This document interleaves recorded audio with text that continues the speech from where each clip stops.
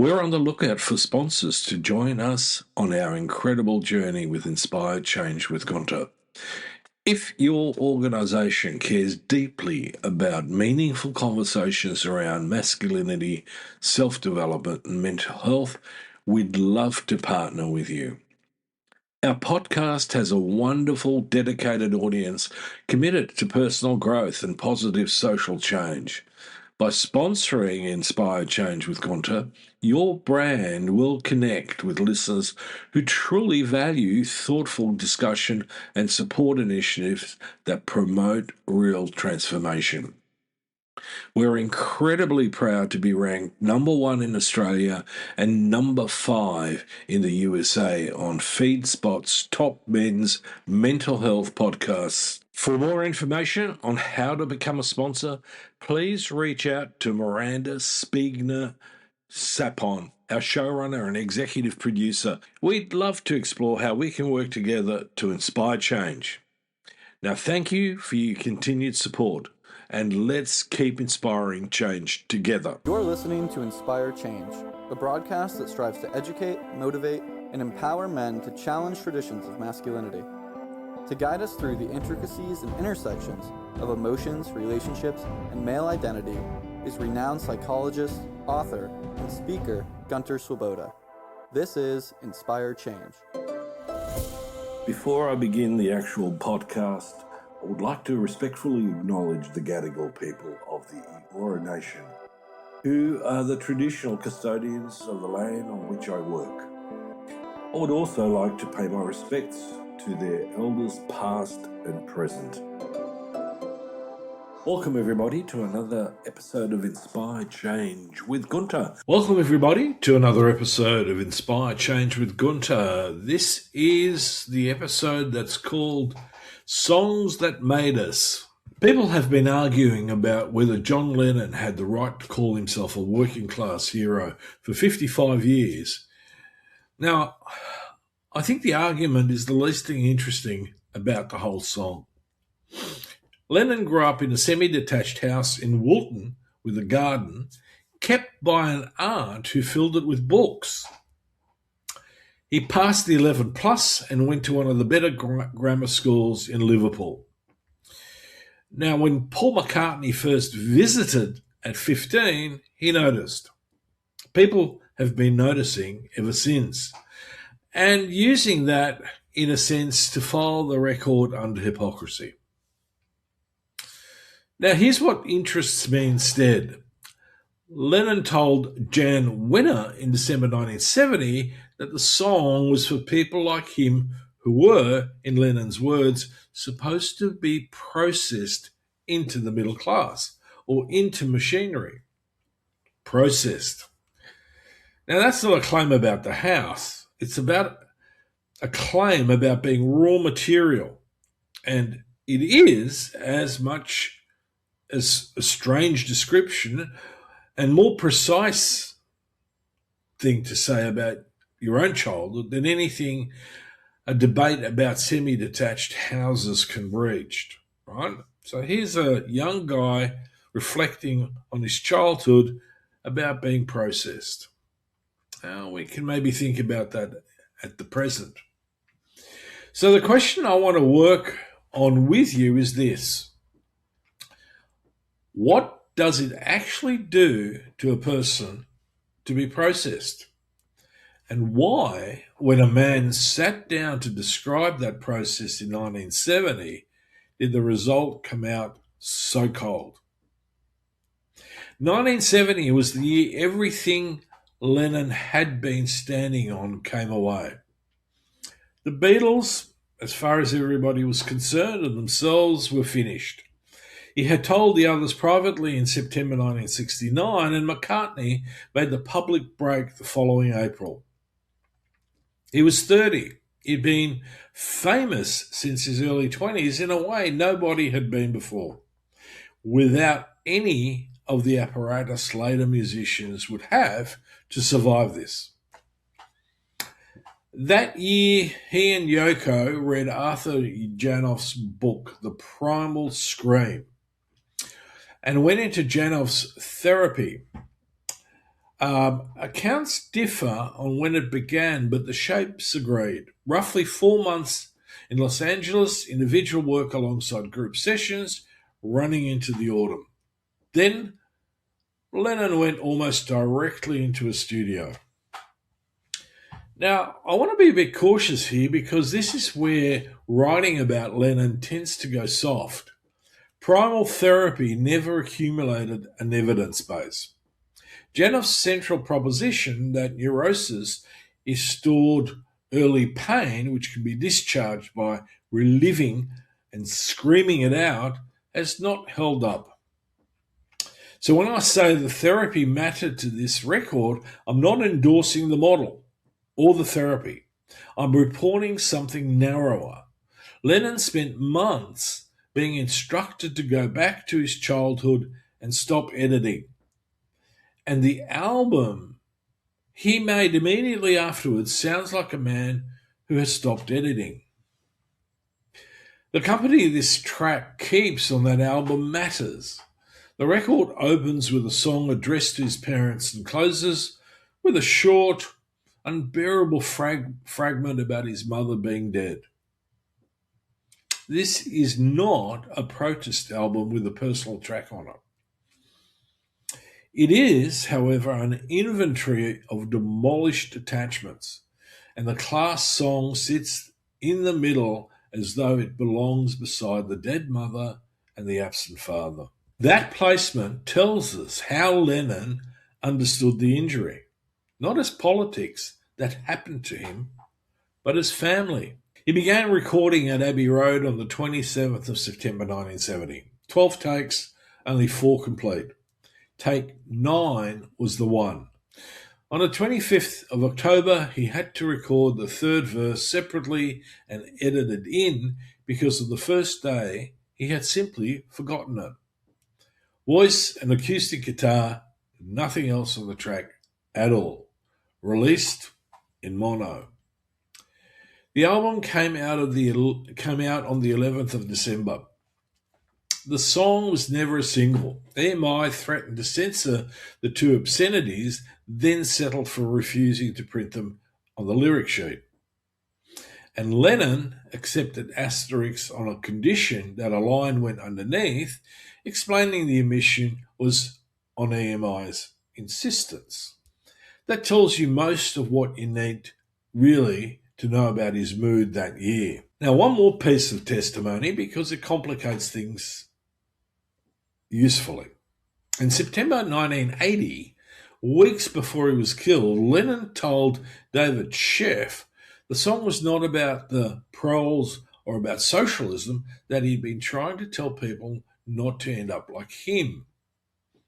That is a different song from the one he described in 1970. And I'm not going to treat the latter account as a correction that cancels the earlier one. It is a man at 40 looking back at what a man at 30 made. And I think that's valid. So let's start with the grammar, because the grammar in this piece is the whole machine. The song is written in the second person, not I, you. It is sustained across every verse, and it does something almost no confessional record of that era does. Lennon is not telling you what happened to him. He is telling you what is being done to you, while it is being done in the voice of someone standing slightly outside of it and pointing. 2 years after the record, Richard Sennett and Jonathan Cobb published a study of American working men called The Hidden Injuries of Class. Their finding was that class does its damage through the emotions rather than the wage. The men they interviewed were caught in a scheme of value where a person must keep proving ability to earn other people's respect, and worse, his own. Now, doesn't that sound familiar to some of the work I'm doing and I've been talking about? Dignity was not distributed by the economy. It had to be won repeatedly on terms set by people who never had to win it. Look at what the song's sequence actually is. You are made small at home. You are made small at school systematically until you fit. You're then rewarded for having survived the process. And the reward is a place inside the thing that did it to you. That is the hidden injury with the timing spelled out. Diane Ray took this further in a 2005 paper for Sociology, arguing that class is not only a position you occupy, but a psychological landscape you live inside, a running economy of inferiority and superiority, aversion, ambivalence, and shame. Her point that I keep returning to is that these feelings are not a private overlay on top of the real structural thing. They are part of how class gets made and remade in bodies, generation to generation. Now, Pierre Bourdieu, a French sociologist, gave the mechanism a name. He called it symbolic violence. And that is his term for the process by which people come to experience an arbitrary social order as natural and to misrecognize a sorting system as a measure of their own worth. It works because it does not feel like violence. It feels like finding out what you're good at. So if you think about it, that's predominantly what patriarchy does. Now, let's get to the coldness. Helen Block Lewis, writing in 1971, drew the distinction I still find the most clinically useful thing anyone has said about this. Guilt attaches to an act and can be repaired by making amends. Shame attaches to the self, and its characteristic behavior is concealment, because there is no act to repair. Class injury is shame in that strict sense of the word. It fixes on what you cannot separate from yourself. Your vowels, your vocabulary, your table, your mother. In a class-structured society like the UK, people recognise where they're from through their dialect, their accents. Now, here's my reading, and I want it marked as a reading rather than something the record tells us. Shame that cannot be spoken has few exits, and one of the most reliable is contempt. Turn it outward and it stops burning inward. The famous flatness of this recording is what shame sounds like once it's been converted into contempt. This is not a criticism. It is why the song works. He's not performing anger, which would have been warmer and easier to dismiss. He is performing the aftermath of anger. Now, against our 7 functions, this record does something unusual. It builds a we, gives you a chorus, lets you stand next to someone. This one has no we anywhere in it. There is nothing to sing along to and nobody to sing it with. And the closing gesture in which the singer offers to let you follow him, if being a hero is what you want, pushes you away one final time. A song about isolation that refuses to relieve isolation. I think that refusal is the most honest decision on the record. One boundary. I'm not going to tell you what was happening inside of John Lennon. He disclosed the therapy publicly and talked about his childhood at length, and that's the evidence. What I can say is that the work performs a psychological operation whose consequent, I mean constantly. Described generally, the pattern runs like this. A man arrives in his 50s, successful by every measure his family would have recognised, and cannot account for a sense of fraudulence that bears no relationship to his competence. He's estranged from where he came from and never quite naturalised where he arrived. And he has no language for that condition because the culture supplies only one story about mobility, and it is a success story. Grief is available to him for a death.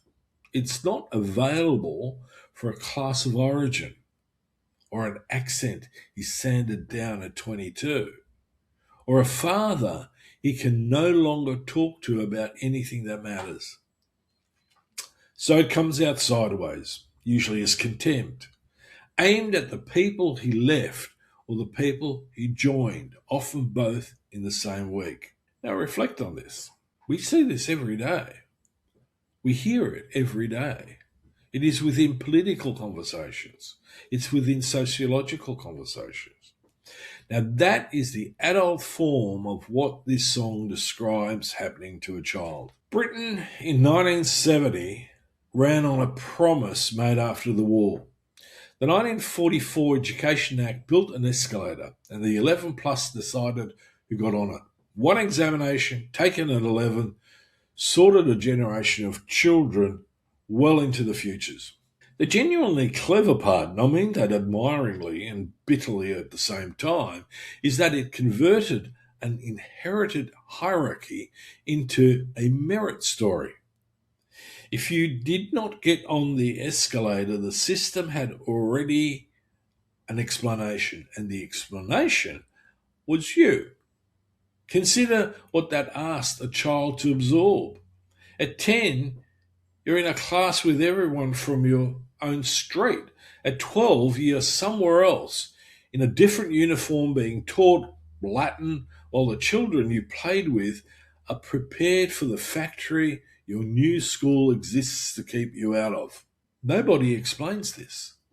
You are told you have done well, and you work out the rest by noticing who is no longer in the room. That is an education in the idea that people come in grades, delivered at exactly the age a child is deciding what sort of person he is.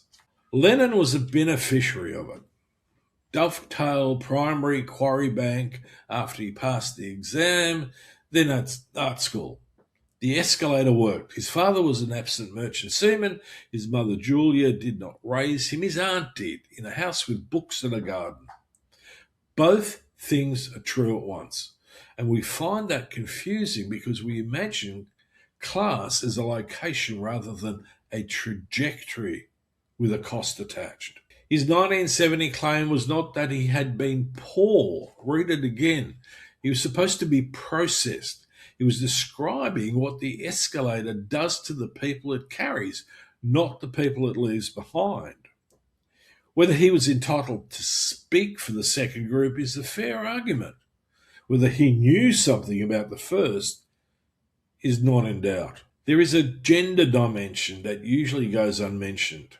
Look at the training the song describes.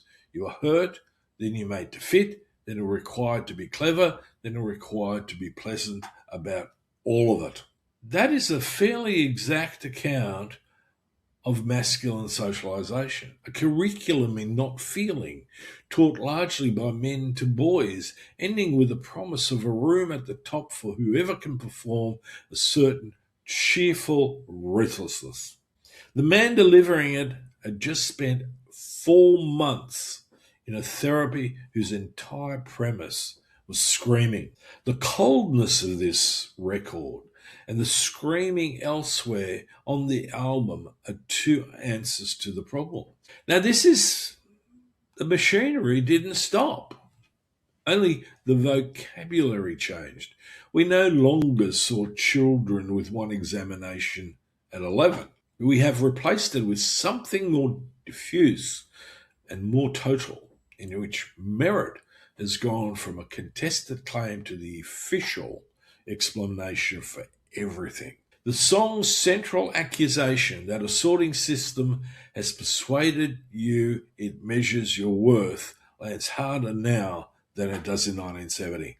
It also endures because it cannot be used, which is rarer than it sounds. No advertisement has ever wanted it.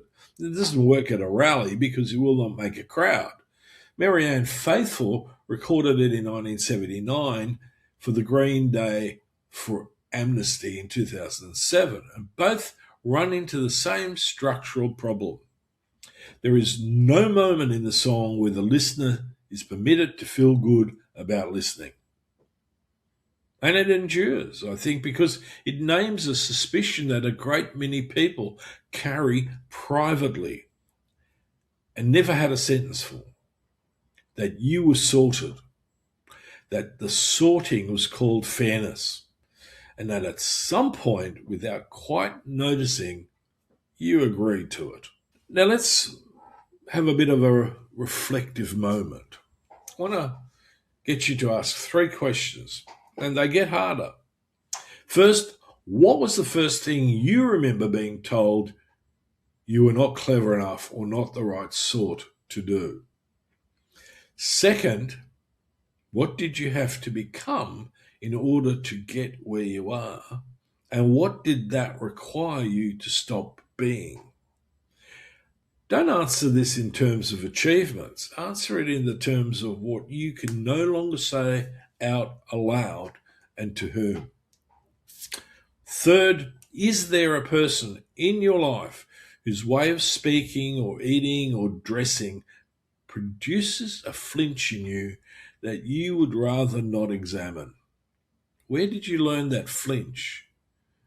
And who benefits from you having it? Patreon exercise this week works directly with the song's central device, which is the second person. It's a 30-minute writing practice, one sitting with one notebook only. Now, for a conversation, always a conversation, ask a partner or an older relative what they were told they could expect from life when they were 15. Not what they achieved, what they were told to expect. Then sit with the gap. I'm Gunter Swoboda. This has been Songs That Made Us, part of Inspired Change. Until next week, stay standing. You know, on this show, we talk a lot about living with purpose, slowing down, paying attention, and being intentional about the choices we make every day. Because when we simplify the noise around us, we can better hear what really matters. Empathy, connection, and showing up as the best version of ourselves. That's why I'm genuinely pleased to welcome our newest sponsor, Distill Union. Their philosophy aligns beautifully with what we do here. Distill Union creates slick, thoughtfully designed essentials, wallets, key organizers, phone cases, all built with a less is more approach. Their Wally wallets, Ferris key organizers, these are everyday tools that make life easier, cleaner, and calmer. In that simplicity, there's space for clarity. There's space for change. As a thank you to our Inspired Change community, they're offering 20% off any product with the promo code Inspired Change. Have a look, try them out, and see how simplifying your day can open the door to something deeper.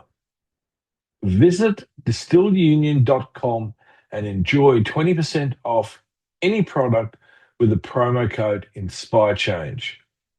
That's distillunion.com with promo code Inspire Change to check out. Hello to all our listeners. We thank you for tuning in and supporting positive social change, which makes you a part of Gunter's efforts in transforming not only men's lives, but lives in general.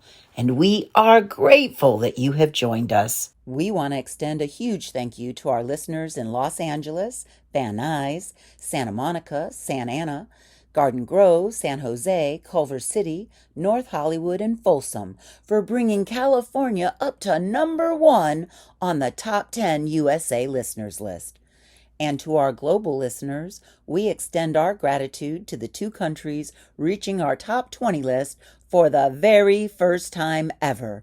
First, our listeners in Hammamet for bringing Tunisia to number 20, and also to our listeners in Doha for bringing Qatar to number 17. Congratulations! You made it to the top listeners list. I, Devonna Prinzi, the co-executive producer, and our showrunner, Miranda Spigner-Sapone, sincerely thank you and ask that you please take the time to like, follow, subscribe, and share, as your efforts make a difference to everyone here at Inspire Change with Gunter. If these stories resonate with you and you would like to engage more with Gunter and the Inspire Change team, please consider joining our Patreon community, where our members find bonus content and early access to video episodes. Membership awaits at patreon.com/Inspire Change. That's patreon.com/INSPIRECHANGE. As always, thank you to each and every one of our listeners. And most importantly, please keep inspiring positive social change. Love to hear from you. And if you're interested, please check out my work on www.guntersvoboda.com or www.goodmengreat.com. Thank you for listening to Inspire Change, a broadcast that strives to educate, motivate, and empower men to challenge traditions of masculinity. For more information on the Making Good Men Great movement, or for individual or group coaching sessions with Gunter, visit goodmengreat.com.